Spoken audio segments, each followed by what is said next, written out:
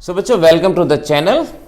आप जानते हैं थर्मोडायनेमिक्स का चैप्टर हमने शुरू किया हुआ है और प्रीवियस वीडियो के अंदर आपको बताया गया था mode of exchange of energy कि अगर किसी सिस्टम को एनर्जी दी जाती है तो वो सिस्टम उस एनर्जी का कितनी तरह से इस्तेमाल करता है, ये आपको सिखाया गया था। देखिए, मैं हर बात को कितनी भी तरीके से आपको बता सकता हूँ, हर टॉपिक को कितने भी मेथड से आपको बता सकता हूँ, लेकिन ज़रूरी बात यह है कि आप सभी बातों को कलेक्टिवली याद रखें, सभी बातों को अपने दिमाग में रखें, तभी आप चीज़ों को सीख पाएंगे। थर्मोडायनेमिक्स का चैप्टर आपके लिए एक इम्पॉर्टेंट चैप्टर है, कॉम्पिटिटिव एग्जामिनेशन के लिए इम्पॉर्टेंट चैप्टर है। तो आपको प्रीवियस नॉलेज को याद रखना होगा, आपको बताया गया था हीट Q से रिप्रेजेंट किया जाता है, वर्क डन W से। इस चैप्टर में प्रेशर, वॉल्यूम, वर्क डन का इस्तेमाल किया जाता है। अगर work done by the system होता है negative sign, work done on the system होता है positive sign, heat lost by the system होता है negative sign, heat gain by the system होता है नेगेटिव साइन, पॉजिटिव साइन। तो ये सारी चीज़ें आपको याद रखनी चाहिए। अब आगे बढ़ते हैं और आपको क्या याद करना है, क्या समझना है, ये आपको बताते हैं। First law of thermodynamics. Thermodynamics के 4 law, 0th law, first law, second law, third law. आज अभी बात कर रहे हैं फर्स्ट लॉ के बारे में। और फर्स्ट लॉ बहुत सिंपल सा लॉ है जो ये कहता है energy can neither be created nor be destroy but can be changed from one form to another. Energy एक फॉर्म से दूसरी फॉर्म में बदली जा सकती है, but can neither be created nor be destroyed, या total energy of universe always remain constant. ये लॉ इतनी सी बात कहता है कि पूरे यूनिवर्स की एनर्जी हमेशा कांस्टेंट रहती है। तो सिंपल सी डेफिनेशन होगी, आप जान सकते हो। नाउ लेट सपोज आपके पास a system has energy E1। मैं कहता हूं सिस्टम के पास अपनी एक एनर्जी है E1। Let Q is the heat given to the system. Q is the heat given to the system. अब आपने इस सिस्टम को, जिसके पास E1 एनर्जी थी, Q अमाउंट ऑफ हीट दी और फिर कहा W is work done on the system. W is work done on the system. अब आपके पास है एक सिस्टम जिसकी एनर्जी E1 है, Q अमाउंट ऑफ हीट उसको दिया गया और work is done on the system. तो फाइनल एनर्जी E2 किसके बराबर हो जाएगी? अब फाइनल एनर्जी E2 किसके बराबर होगी? देखो, पहले एनर्जी थी E1, so this is E1, Q amount of heat given to the system. तो मैंने आपको लास्ट लेक्चर में ही बताया था, if heat is given to the system it has positive sign, if heat is lost by the system then it have negative sign. यहां पर heat system को दी गई है तो इसके आगे पॉजिटिव साइन आएगा, अगर सिस्टम लॉस करता तो negative sign. Work is done on the system, system पे वर्क किया गया, अगर work is done on the system है तो positive sign, so this is W। इस तरह से E1 को इधर ले जाओ तो E2 minus E1, so this is equal to Q plus W। E2 minus E1 delta E हो जाएगा, delta E is equal to Q plus W। ये हमारा फर्स्ट लॉ ऑफ थर्मोडायनेमिक्स का एक्सप्रेशन रहेगा। लेकिन ध्यान रखो, कॉम्पिटिटिव में आपको परेशान करने के लिए ये एक्सप्रेशन कई अलग अलग तरीके से पूछा जा सकता है। यहाँ पर तो आपसे पूछा गया energy given to the system, heat given to the system, work is done on the system, तो आपका एक्सप्रेशन आ गया Q प्लस W। अगर मैं आपसे यहां पर यह कहता कि हीट इज गिवन आउट या heat is lost by system, Q is the heat lost by system. अगर मैं कहता कि भाई आपका system Q amount of heat का लॉस करता है, तो हमारा एक्सप्रेशन कैसे बदल जाता? अब आप इस बात को समझ सकते हो कि एक्सप्रेशन क्या बनेगा। सिस्टम की इंटरनल एनर्जी E1 है, Q is the heat lost by the system, system ने Q अमाउंट ऑफ हीट का लॉस किया, अगर हीट का लॉस होगा तो साइन आएगा नेगेटिव। अब यह नेगेटिव साइन, पहले हमने पॉजिटिव लगाया था, अब यह negative. Work is done on the system, system पे वर्क हो रहा है तो work is done on the system के लिए पॉजिटिव साइन W।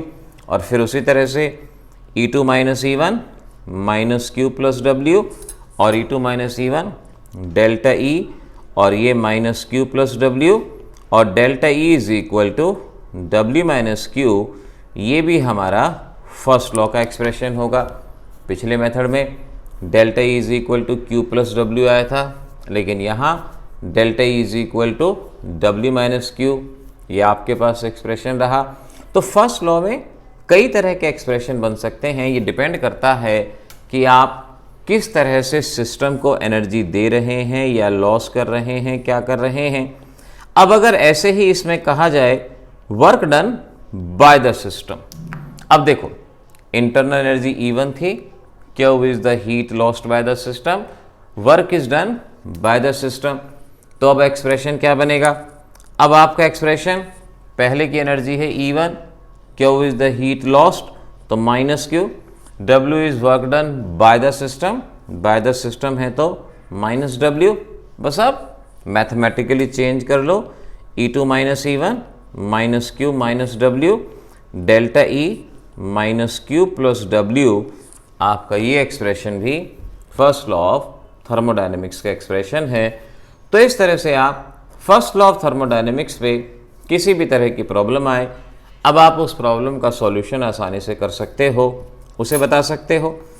अगला टॉपिक आता है इसके अंदर इंटरनल एनर्जी। अब इंटरनल एनर्जी कई तरह से डिफाइन की जाती है, एक जो आपके स्कूल लेवल पे बताई जाती है और एक जो आप कॉम्पिटिटिव लेवल पे ध्यान रखते हो। तो मैं यहाँ आपको दोनों ही डेफिनेशन के बारे में बताता हूँ।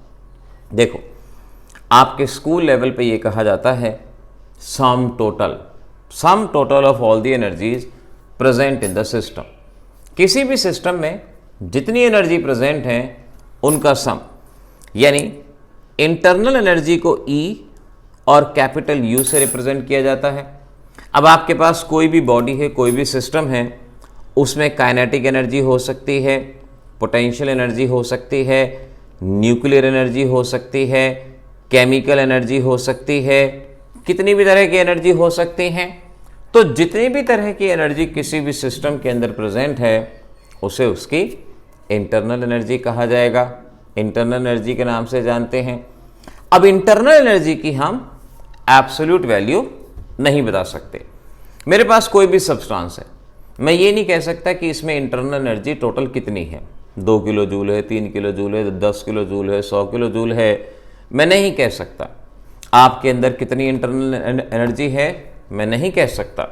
हाँ, मैं ये ज़रूर कह सकता हूँ कि आप दूसरे से ज़्यादा पावरफुल हो, दूसरा आपसे ज़्यादा पावरफुल है, लेकिन मैं ये नहीं बता सकता कि आपकी absolute value of internal energy क्या है। तो इंटरनल एनर्जी की एब्सोल्यूट वैल्यू नहीं बता सकते। अब कई बार आपसे क्वेश्चन पूछा जाता है कॉम्पिटिटिव में ख़ास तौर पे कि भाई वो कौन सा प्रिंसिपल है जिसकी वजह से आप इंटरनल एनर्जी की एब्सोल्यूट वैल्यू नहीं बता सकते। क्या बता सकते हैं? वो कौन सा प्रिंसिपल है जिसकी वजह से आप इंटरनल एनर्जी की एब्सोल्यूट वैल्यू नहीं बता सकते? याद करो chapter atomic structure. Atomic structure में एक प्रिंसिपल आपने पढ़ा होगा, मैं आपको रिमाइंड करा दूं, हेज़नबर्ग अनसर्टेनिटी प्रिंसिपल। शायद याद आ गया होगा, हेज़नबर्ग अनसर्टेनिटी प्रिंसिपल। और हेज़नबर्ग अनसर्टेनिटी प्रिंसिपल क्या कहता था? वो ये कहता था, for moving microscopic particle it is not possible to calculate position and velocity simultaneously with accurate. Heisenberg principle ये कहता था, अगर कोई छोटा मूविंग माइक्रोस्कोपिक पार्टिकल है तो उसकी पोजीशन और वेलोसिटी एक्यूरेटली नहीं बता सकते। उसकी पोजीशन और वेलोसिटी एक्यूरेटली नहीं बता सकते।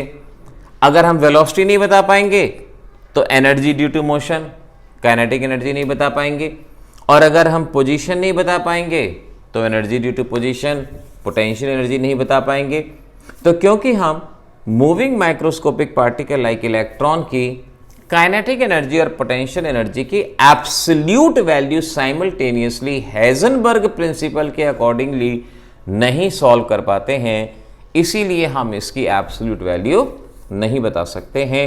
ध्यान रखना, काइनेटिक एनर्जी पोटेंशियल एनर्जी की अप्रॉक्सीमेट वैल्यू सॉल्व कर सकते हैं, फिजिक्स में आपको खूब फार्मूले दिए जाते हैं, लेकिन इन दोनों की absolute value microscopic moving particle like electron के लिए कैलकुलेट करना पॉसिबल नहीं है, इसीलिए इंटरनल एनर्जी की एब्सोल्यूट वैल्यू को नहीं बताया जा सकता। अच्छा, यहां पर कॉम्पिटिटिव के लिए एक और मैं आपको बात बताता हूं। इंटरनल एनर्जी की एक और डेफिनेशन कि internal energy is that form of energy which governs temperature. इस बात को ऐसे याद रखो कि इंटरनल एनर्जी किसी भी सब्सटेंस की वो एनर्जी है जो टेम्परेचर से अफेक्ट होती है। टेम्परेचर बदलते हैं तो जो एनर्जी बदलती है, या एनर्जी बदलने से टेम्परेचर बदलता है, तो एनर्जी की वो फॉर्म जो टेम्परेचर से अफेक्टेड होती है उसे इंटरनल एनर्जी कहा जाता है। डेफिनेशन लिख लेना, the form of energy which governs temperature या which is affected by temperature, इसे इंटरनल एनर्जी का नाम दिया जाता है। अब आपसे एक क्वेश्चन पूछते हैं, अगर मेरे पास टेम्परेचर कांस्टेंट है, अगर टेम्परेचर चेंज हुआ ही नहीं, ऐसा प्रोसेस जहां टेम्परेचर कांस्टेंट होता है, ऐसे प्रोसेस को आइसोथर्मल प्रोसेस के नाम से पहचाना जाता है।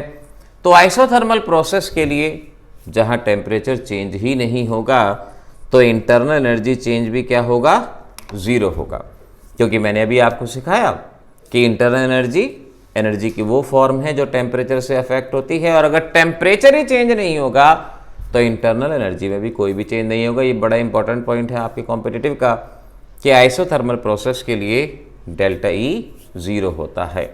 तो हम इंटरनल एनर्जी की एब्सोल्यूट वैल्यू नहीं बता सकते, लेकिन डेल्टा ई यानी इंटरनल एनर्जी चेंज की एब्सोल्यूट वैल्यू बता सकते हैं। तो इस वीडियो के अंदर अब आप सीख चुके हैं फर्स्ट लॉ थर्मोडायनेमिक्स और इंटरनल एनर्जी से कंसर्न टॉपिक। मिलेंगे अगले वीडियो में नेक्स्ट टॉपिक के साथ।